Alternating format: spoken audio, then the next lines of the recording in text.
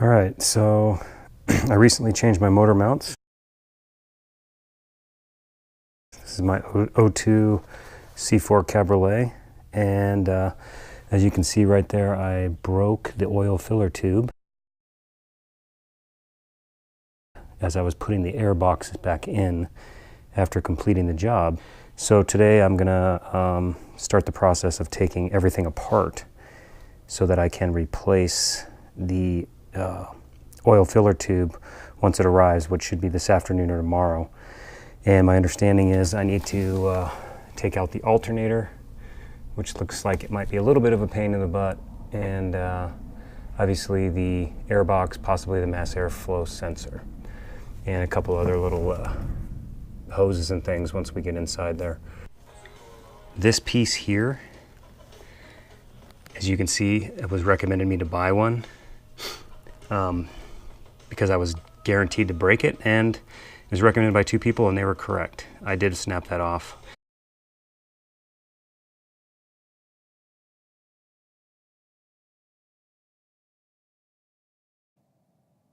Okay guys, I did not record removing the alternator. If you look up Burner's Cars on YouTube and search for alternator removal of his Porsche Boxster, at 2 minutes and 10 seconds it'll show you what I'm talking about, if that kind of helps you visually. So basically what we have here, the lower left arrow is referring to the alternator bolt, 15 millimeter, that goes through the bracket there, the alternator bracket. That bolt you can remove right away, just take it out. The second arrow on the right is pointing towards the bolt and the idler pulley. And what you want to do there is just not remove that bolt. You want to loosen it 3 or 4 turns so you have some space between the idler pulley and the head of the bolt. Then you take a piece of wood, socket extension, whatever you have. Again, check on his video, Burner's video, and you tap that bolt.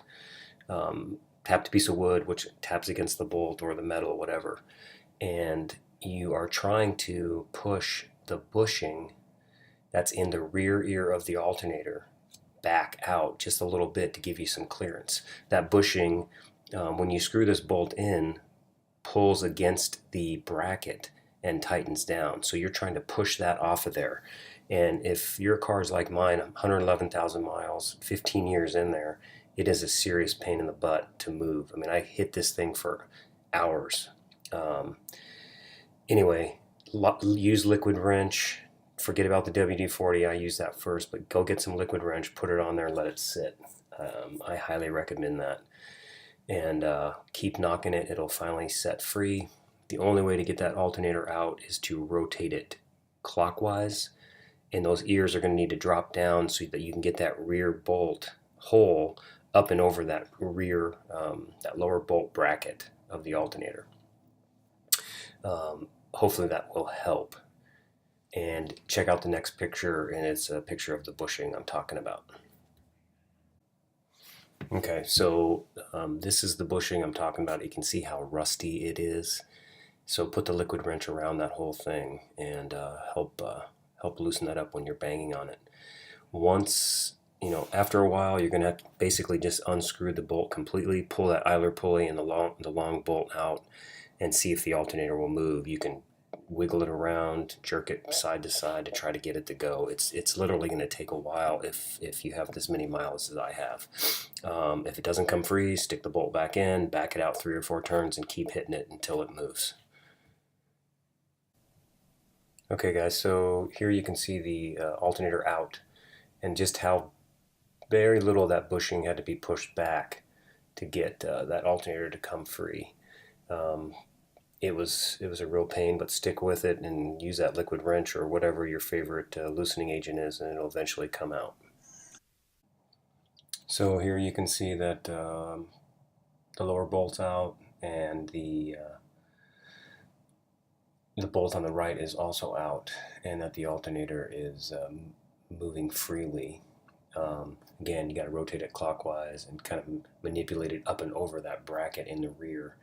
Pull it out, and then you're going to have a cable connected to the back of the alternator that you're going to need mine was a 13 millimeter socket. Loosen that up, pull that off, and there's also a wire with some kind of clip. You just squeeze the clip and pull that wire off as well before you pull the alternator all the way out. Okay, so here you can see the alternator is out, and pretty dirty in there, but the alternator is out. You can see the cable that I'm talking about, 13 millimeter socket. You remove that, and then here in a second I'm going to reach in and grab that other wire I was talking about with the clip on it. Right there. There's the other one. Okay, so we're moving on to trying to get this oil filler tube out. Basically, right here, that's where the bolts are. There's two of them.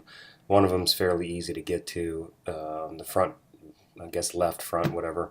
The rear one is an absolute, again, pain in the butt, just like the alternator, and it took a long time for me to finally kind of get that thing out of there. Here's a quick shot of the two bolts. You can see the rear bolt is definitely in the back. So here is the shot of the part number. It's got a new gasket for the end of the tube. I ordered a new oil cap. Not sure if I really needed it, but I ordered a new one in case the other one was a pain to get out. And that's the number for the new oil filler tube. And I'll put the all these numbers in the description below. Okay, so to get the two I believe they're 10 millimeter bolts off this oil filler tube, I used a 1/4-inch ratchet, and it was a swivel ratchet. There's not hardly any room at all to get that rear bolt out. It took a good while, good working on it to get it out. The front one came out pretty quickly, so just be patient and try not to drop any of your bolts, but just keep working at it and it'll finally come out. Okay, everybody, here's the end of the oil tube. You can see where the two bolts come in. Okay, so once the oil filler tube is out, I put a little bit of oil around first I installed the new gasket in the slot on the end of the new oil filler tube. Put a little bit of oil around that, and then you push it into the flange in the back and line up the bolt holes. Again, the left front bolt, pretty straightforward. There's not a whole lot of room for the ratchet to go back and forth, so it takes a while to get that bolt in. But I had a really hard time getting the rear bolt started, and it took, I don't know, a couple hours of trying, honestly. And if you just watch the next section, I kind of explain what helped me to finally get the bolt to start, but it just wouldn't start, and I'm guessing the plastic was probably impeding my ability to get the threads going. And there's just absolutely no room to get more than just a couple fingertips on the bolt, so you can't get any pressure on it. So again, patience is a virtue when it comes to getting this part done.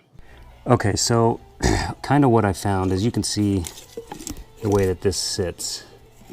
This bolt is in the very back, and it is a pain in the butt.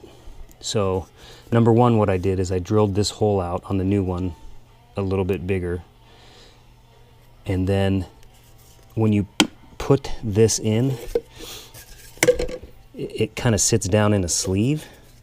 So just put it in to maybe to the right in this part, so that there's space between the flange and this plastic piece.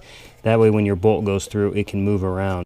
Okay, so here is the alternator reinstalled. I did not film the actual removal of the alternator and or the putting it back in, but essentially it's just a reverse of pulling it out.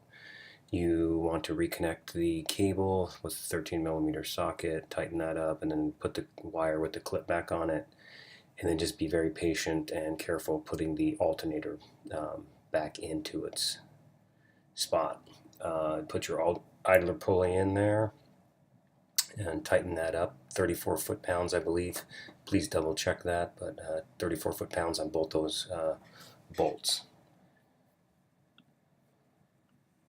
Okay, a quick tip for getting the alternator back in easy. Make sure you take that rear ear of the alternator and you're going to set it against a large socket. reinsert that bolt, and then tap on that bolt to get that bushing to move out. That way it's recessed, or actually not recessed, but it's pushed out all the way, so the alternator has plenty of clearance to slide back in easily. And when you tighten that bolt, it'll just pull the bushing back tight like it's supposed to. So with the alternator installed, the oil filler tube installed, all the little bolts and different things that we disconnected are all put back together. Just got to put on your drive belt.